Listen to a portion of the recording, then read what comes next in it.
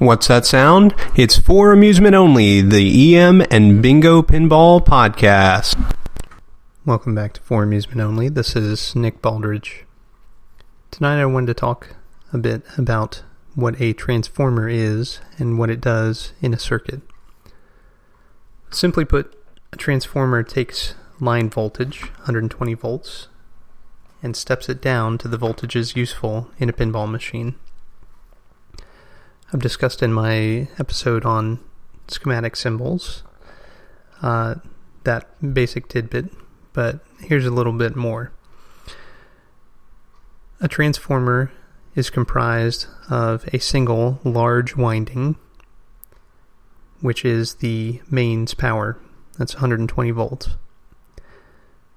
Then there are multiple smaller windings, which is actually a wire wrapped around an iron core a certain number of times at a certain gauge, which provides other output voltages.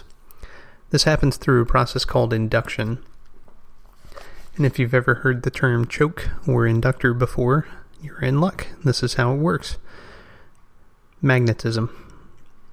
An alternating current will induce magnetism in any wire. This is why coils work. This is why just about everything electronic works. So, with your transformer, there are multiple windings to support the various systems inside the pinball machine, and there's usually one extra. So I'm going to refer to a schematic now, and I'll tell you what those windings are.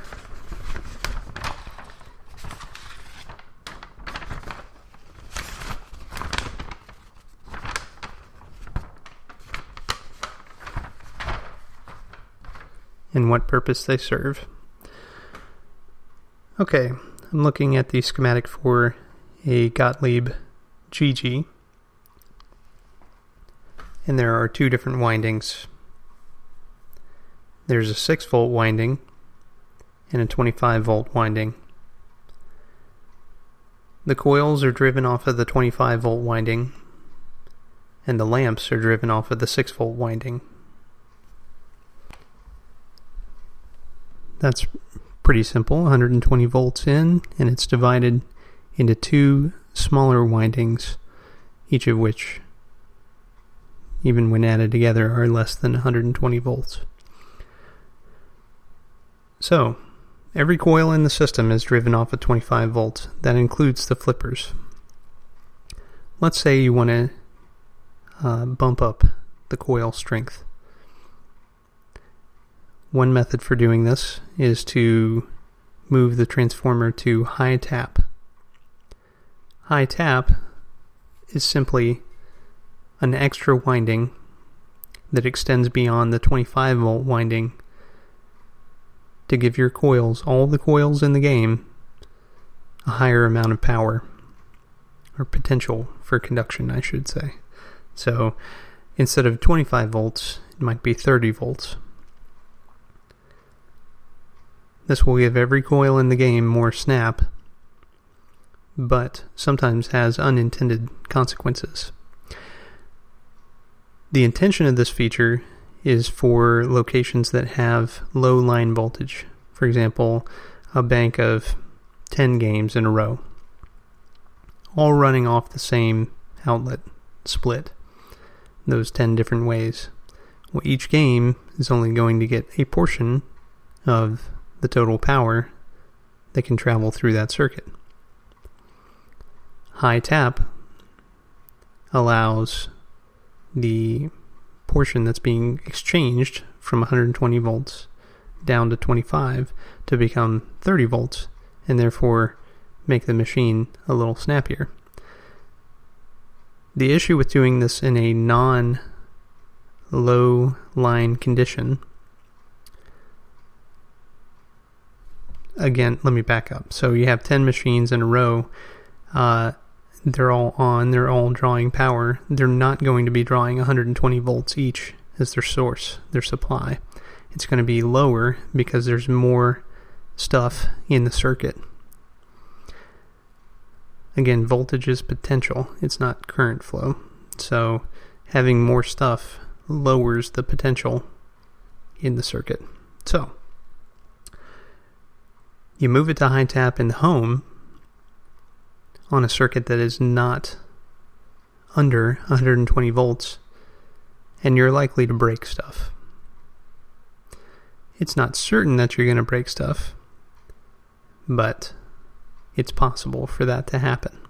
Drop targets will shear, plastics will break.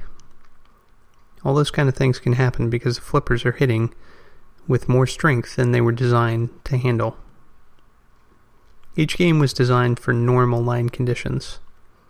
It was not designed for high tap conditions. So, moving on with transformers, there's another type aside from the standard potential exchange.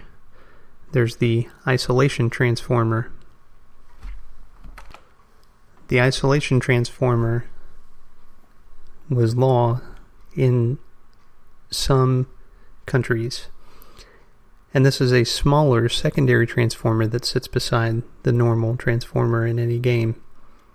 This isolation transformer provides an alternate earth ground or point of reference for the game, which prevents you from becoming that point of reference. So if something were to fail closed and the neutral wire was suddenly flooded with current, you wouldn't get zapped, potentially. Now let's talk about the looks of a transformer. They're pretty ugly. They're also very heavy. So a transformer is an iron core, as I mentioned, and a bunch of wire. Well, copper isn't light, neither is iron. And they prevent the windings on the transformer from accidentally talking to each other, creating some kind of harmonic resonance or something that would create an imbalance by covering them in paper and wax.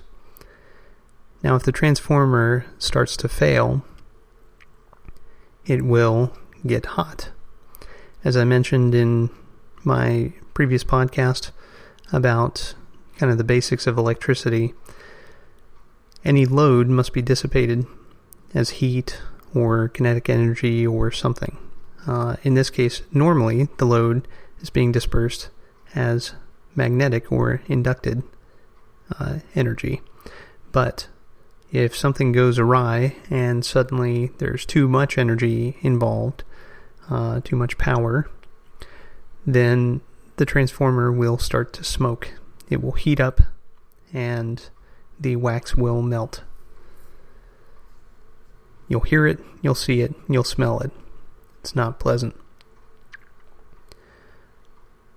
Another thing that can go wrong in a transformer is that the windings can be shorted together.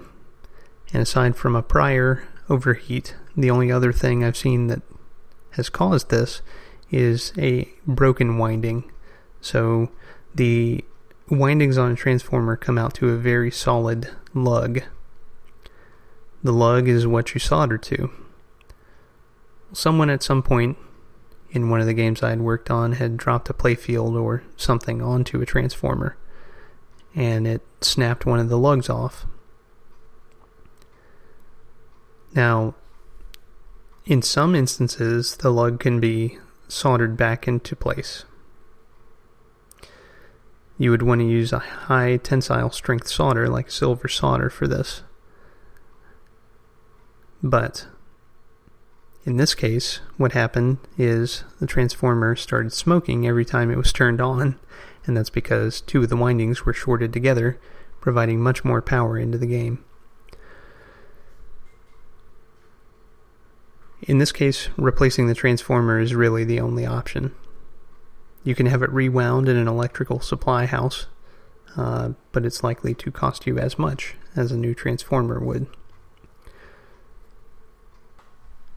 Transformers are still used in pinball machines today. Nothing's really changed about the need to convert a high voltage to a low one, even though after that it's turned into DC voltage. It's still converted in that way. Transformers are also used in just about every electrical device that you can think of, every electronic device, I should say. Once you get beyond, say, the simple toaster and into something like a phone charger that uses a very small transformer in order to provide the tiny amount of potential that your phone requires in order to charge. Well, that's all for tonight. Thank you very much for joining me. My name again is Nick Baldridge. You can reach me at foramusementonlypodcast@gmail.com. You can listen to us on iTunes, Stitcher, Pocket Cast via RSS, on Facebook, on Twitter at Bingo Podcast. You can follow me on Instagram at nbaldridge, and you can listen to us on our website, which is foramusementonly.libsyn.com. And you can call us on the Bingos line. That's 724-BINGOS1, 724-246-4671.